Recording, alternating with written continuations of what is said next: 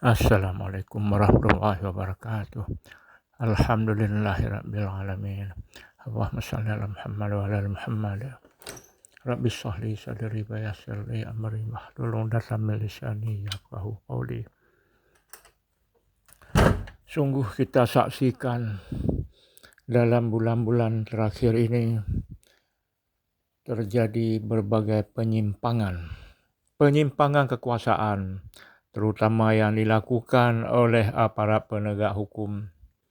Hakim ditangkap oleh jaksa juga pernah digerebek oleh polisi. Polisi sering kita lihat dalam berita-berita di medsos, di TV, di media-media mengancam rakyat dengan memeras untuk dilepas atau dimasukkan dalam penjara. Jadi penegakan hukum sangat kacau balau semrawut.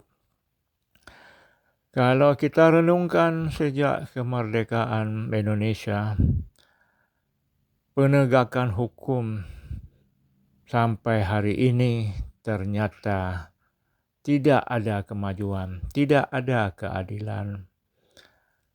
Rakyat tertindas dengan penegakan hukum oleh penguasa, oleh aparat penegak hukum. Rakyat menderita karena tidak bisa mencari rezeki, lapangan kerja sempit, berusaha, tidak ada modal. Ada modal, tidak ada daya beli. Politik kacau balau, yang kuat makin kuat, yang lemas dan lemah makin terpuruk.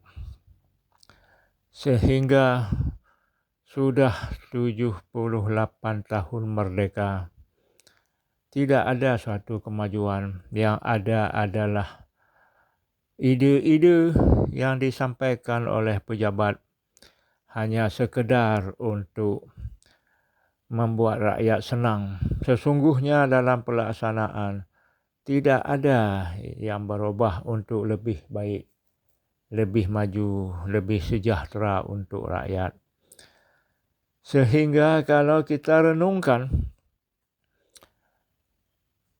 bahwa persoalannya adalah pada sistem pemerintahan, sepertinya kita harus meninjau ulang, mengevaluasi sistem demokrasi yang kita anut sekarang. Kita terlalu membangga-banggakan demokrasi.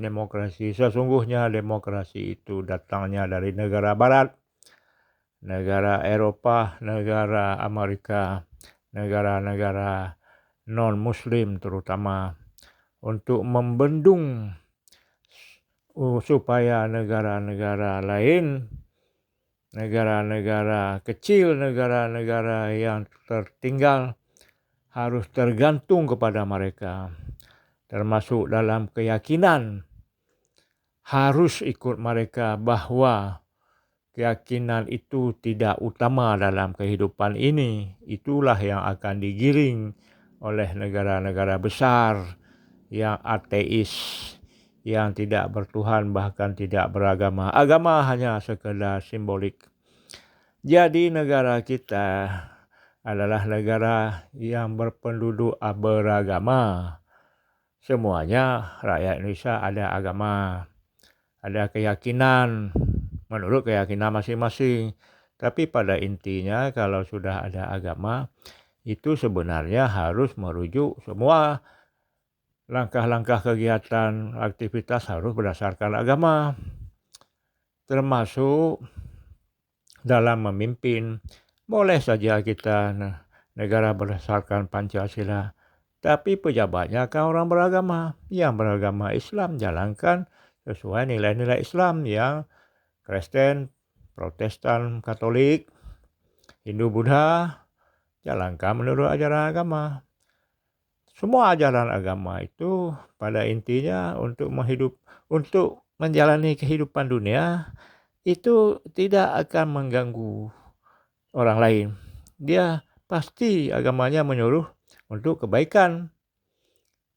Oleh karena itu, mari kita renungkan bahwa sistem pemerintahan kita, sistem kekuasaan negara ini menyebabkan kehidupan kita sudah 78 tahun lebih kemerdekaan, tidak ada kemajuan. Hampir 80 tahun. 45, 25, berarti 80 tahun. Kemerdekaan, tidak ada kemajuan. 10 tahun pertama waktu merdeka, oke lah. Kita belum siap. 20 tahun, oke lah. Tapi sudah 80 tahun, harusnya 20 tahun terakhir ini kita harus sudah maju, makmur, sejahtera. Berarti ini ada yang salah dalam sistem kekuasaan, sistem pemerintahan kita, dalam regulasi kenegaraan, dalam konstitusi. Itu semua harus ditinjau ulang. Jangan egois bahwa ini paling bagus. Demokrasi mungkin untuk negara maju seperti Amerika, Inggris, Prancis, Jerman. Itu boleh-boleh saja, apalagi mereka tidak peduli dengan suatu kehidupan yang akan datang setelah mati.